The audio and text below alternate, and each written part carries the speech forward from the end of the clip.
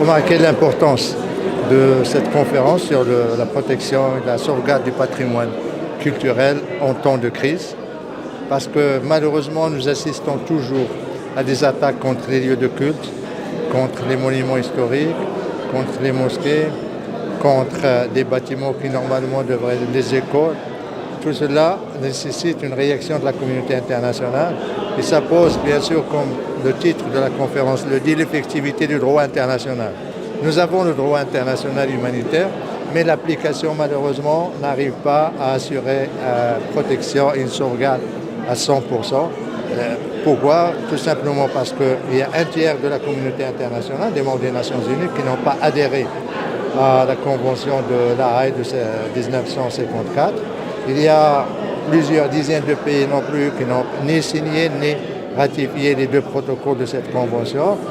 Et je pense que cette conférence est le moment de lancer un appel pour la sensibilisation et surtout pour parvenir à l'universalité de cette convention combien très importante.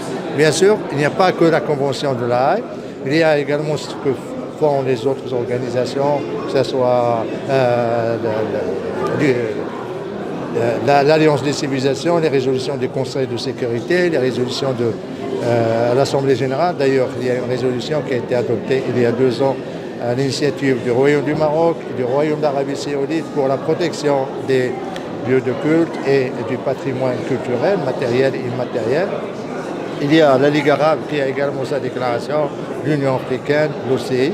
Mais je voudrais insister surtout sur le rôle de Sa Majesté le Roi dans la préservation et la protection du patrimoine culturel.